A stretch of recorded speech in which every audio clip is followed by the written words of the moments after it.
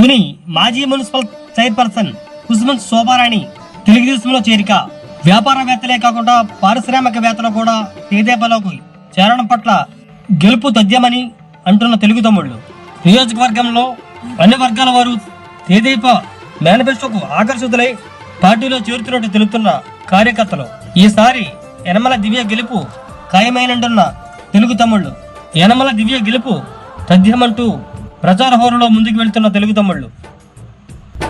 నమో నమో నా తెలుగుదేశమా, నమో నమో నా తెలుగుదేశమా,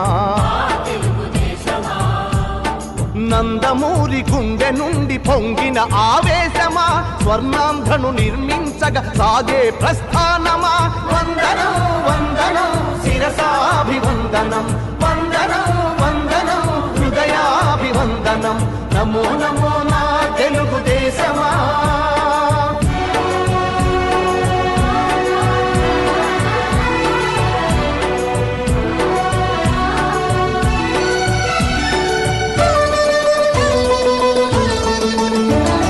పొడిగట్టిన తెలుగువాని పౌరుషాస్మి రగిలించగా, పొడగొట్టిన తెలుగు పేరి ప్రపంచాన వినిపించగా, ఢిల్లీ చేతిలో కీలు బొమ్మలకు సవాలుగా, కుళ్ళు రాజకీయ పదవి కుట్రలకు జవాబుగా,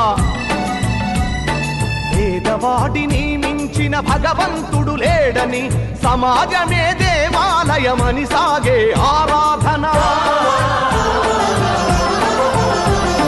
నమో నమో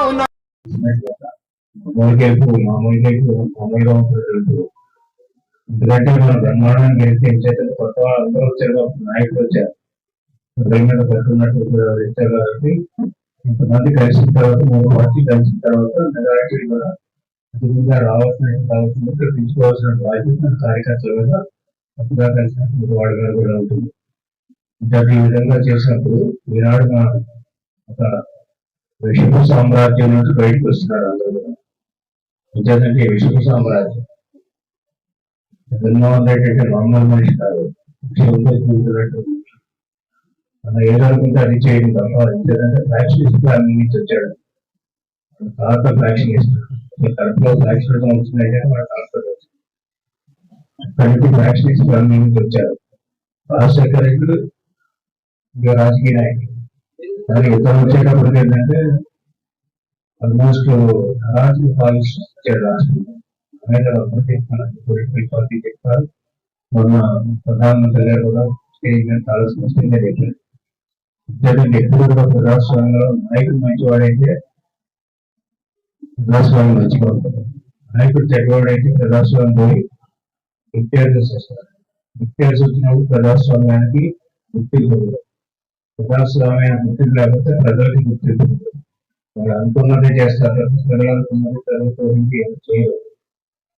ఈ రోజు మన అందరి బాధ్యత కూడా ప్రజల బాధ్యత ముఖ్యంగా ప్రజాస్వామ్యాన్ని రక్షించుకోవాలి. ప్రధానమైన బాధ్యత కూటమికి ఓటు వేయాలి, ఓటర్ను గెలిపించుకుంటే ప్రజాస్వామ్యాన్ని రక్షించినట్టే. ఆ విధంగా మనం చేసుకోవాల్సిన బాధ్యత ఉంది. ఇలాంటి కార్యక్రమాలు చేసే వాళ్ళు వాళ్ళు చెప్తున్నారు తప్ప ఏ కార్యక్రమం కూడా ప్రెసిడెంట్ కాలేదు. ఇప్పుడు ప్రెసిడెంట్ ఎందుకు కాలేదంటే మనం చూస్తే పేదరికం పెరిగింది, పేదరికం సంఖ్య పెరిగింది, పేదరికం తగ్గిందనే ఒకవైపు వాదన జరుగుతున్నాయి. పేదరికం తగ్గిందనే వాదనతో పాటు పేదరికం పెరిగినటువంటి ప్రజలు కూడా చూసుకోవాలి.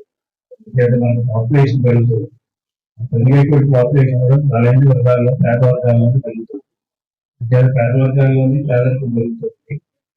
సరే కొంతవరకు తగ్గితే తగ్గవచ్చు, కానీ అవన్నీ కూడా ఏమున్నప్పుడు కూడా పేదరికం కూడా పెరుగుతుంది. నేషనల్ రిపోర్ట్ చూస్తే పేదరికం పెరుగుతుంది. అదేవిధంగా కొత్తగా అసమానత పెరుగుతున్నాయి, విపరీతంగా ఎందుకు పెరుగుతున్నాయంటే కార్పొరేట్ పాలిటిక్స్ వచ్చేసాయి. ధనవంతులకే సహాయాన్ని కార్యపెడితే ధనవంతులు ఇన్వెస్ట్మెంట్స్ ఉంటుంది. ఇంకా ధనవంతులైన ఇన్వెస్ట్మెంట్ కూడా 10 రూపాయలు ఇన్వెస్ట్మెంట్ చేస్తే వారు 20 రూపాయలు రాకపోవడం చూస్తారు. ప్రజలకు సేవ చేయడానికి CSR అనే కార్యక్రమం రోజులు చేస్తూ ఉంటారు. ఈనాడు మనం ఆలోచించేది మన వెనకబడి పేదల గురించి, అసమానతల గురించే రేపు మన మేనిఫెస్టో మెయిన్గా ఉండబోతుంది. మూడోది వచ్చేటప్పటికి అంటే యువత. మన సమాజంలో 35% యువత ఉన్నారు కానీ వాళ్ళు